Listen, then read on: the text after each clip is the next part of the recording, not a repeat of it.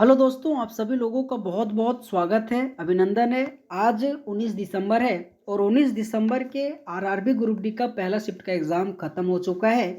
तो मेरे दोस्त, आज के पेपर में किस तरीके से क्वेश्चन पूछा गया था, क्या लेवल रहा था? आइए दोस्तों, एग्ज़ाम रिव्यू करने वाले हैं। तो टाइम को वेस्ट ना करते हुए पहला क्वेश्चन देखते हैं कि 2025 पैरा एथलेटिक्स विश्व चैंपियनशिप किस स्टेडियम में खेली गई थी?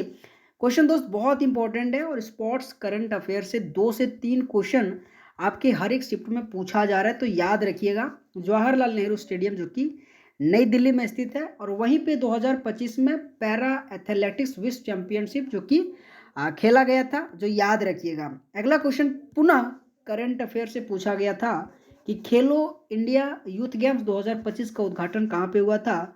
तो वहाँ पे पाटलिपुत्र स्पोर्ट्स कॉम्प्लेक्स, पटना, बिहार इस क्वेश्चन का राइट आंसर आ जाएगा। ठीक है, कि खेलो इंडिया यूथ गेम्स 2025 का उद्घाटन कहाँ हुआ था? तो पाटलिपुत्र स्पोर्ट्स कॉम्प्लेक्स, पटना, बिहार आ जाएगा। अगला क्वेश्चन पुनः करंट से पूछा गया था कि 2025 लॉरियस वर्ल्ड स्पोर्ट्स अवार्ड कहाँ पे आयोजित किया गया था? तो यहाँ पे मैड्रिड, स्पेन आ जाएगा। क्योंकि दोस्तों आपके एग्जाम में जो है ना, करंट अफेयर 15 क्वेश्चन से कम हर एक शिफ्ट में भी ना पूछा जा रहा है, उससे ज़्यादा ही पूछा जा रहा है। तो अगर आपके अंदर में करंट अफेयर वीकनेस है ना दोस्त, तो ज़रूर पढ़ के जाइएगा। इसीलिए दोस्तों मैं एक बेहतरीन तरीके से आरआरबी ग्रुप डी के लिए करंट अफेयर का ई बुक बनाया हूँ, जिसमें से टॉपिक वाइज करके दिया हूँ और ये टॉपिक से क्वेश्चन पूछा जा रहा है। आप स्पोर्ट्स करंट अफेयर देख रहे हो ना, बेहतरीन तरीके से क्वेश्चन दिया गया है। इस तरीके से आपको क्वेश्चन मिलेगा, आपको बहुत मजा आएगा। जिन्होंने भी लिया है दोस्त, बेहतरीन तरीके से बोल रहा है, क्वेश्चन भी आ रहा है। ठीक है, अगर दोस्त आप नहीं लिए हो तो अभी भी आपके पास टाइम है, अपने कमियों को दूर कर लो और जब एग्जाम में क्वेश्चन आएगा ना यार, अंदर से फीलिंग आएगा यार। इसीलिए दोस्त बहुत ज़बरदस्त ये कंटेंट है।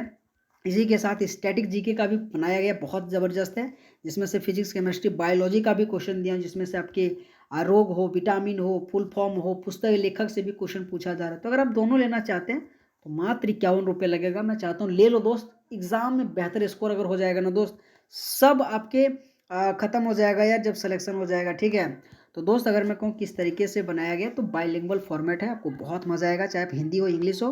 तो अब की बार ग्रुप डी पार इस व्हाट्सएप नंबर के माध्यम से जरूर जुड़िएगा।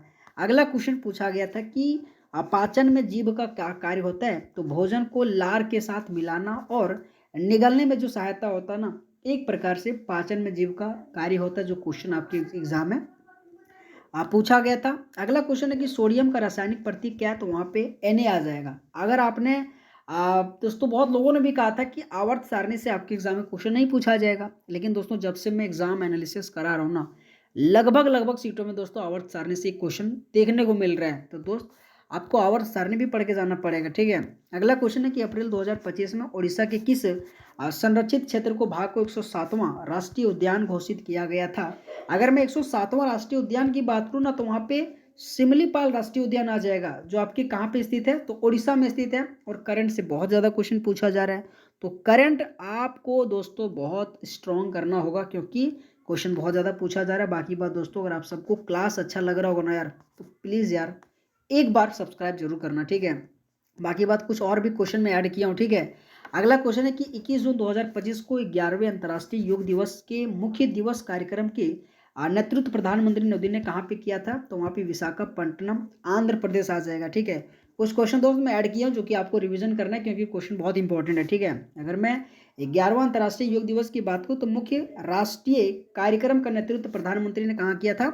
तो वहाँ पे विशाखापट्टनम, आंध्र प्रदेश आ जाएगा। अगला क्वेश्चन है कि INS तमाल भारत के किस देश ने दिया था? तो वहाँ पे रूस इस क्वेश्चन का राइट आंसर आ जाएगा। ठीक है, अगर मैं क्वेश्चन अगला बात करूँ, तो INS तमाल की श्रेणी का युद्धपोत है? तो तलवार श्रेणी स्टील्थ पिग्रेट, जो कि इस क्वेश्चन का राइट आंसर आ जाएगा। इसी के साथ अगला क्वेश्चन है कि 2025 पैरा एथलेटिक्स विश्व चैंपियनशिप कहाँ पे हुआ था? देख रहे हो दोस्तों, क्वेश्चन करंट से किस तरीके से पूछा जा रहा है। तो याद रखिएगा, नई दिल्ली, भारत इस क्वेश्चन का राइट आंसर आ जाएगा। ठीक है, कि 2025 पैरा एथलेटिक्स विश्व चैंपियनशिप कहाँ पे आयोजित हुआ था? तो नई दिल्ली आ जाएगा। अगला क्वेश्चन है कि 2025-26 के केंद्रीय बजट में स्वास्थ्य और परिवार कल्याण मंत्रालय के लिए लगभग कितना बजट आवंटित किया गया है? तो वहाँ पे 99,559 करोड़, जो लगभग 1 लाख करोड़ के आसपास में दिया गया। और आपके एग्जाम में बजट से संबंधित, इसी के अलावा GDP से संबंधित, और इसी के अलावा अगर मैं बात करूँ दोस्तों, तो समिट, ये 3 इंपॉर्टेंट आपको जरूर पढ़ के जाना है क्योंकि क्वेश्चन पूछा जा रहा है आपके एग्जाम में, ठीक है। अगला क्वेश्चन, 2025-26 में ऋण को छोड़कर भारत सरकार की राजस्व प्राप्ति कितनी थी। अगर मैं कितनी बात करूँ तो वहाँ पे 34.9 करोड़ आ जाएगा, ठीक है, कि 34.9 लाख करोड़ आ जाएगा जो आपके 2025-26 में ऋण को छोड़कर भारत सरकार की राजस्व प्राप्ति की बात करूँ तो इतना है। अगला क्वेश्चन है कि आदि बल 5 न्यूटन है, विस्थापन 5 मीटर, तो किया गया कार्य कितना होगा। दोस्तों अगर आपने इसका फॉर्मूला पढ़ा होगा ना तो आप सीधे न्यूटन इंटू मीटर करके आंसर दे सकते हो, 25 जूल आ जाएगा, ठीक है, 25 जूल इस क्वेश्चन का राइट आंसर आ जाएगा। बहुत ईजी ये फॉर्मूला है, सीधे के सीधे आप गुना करके आंसर निकाल सकते हो।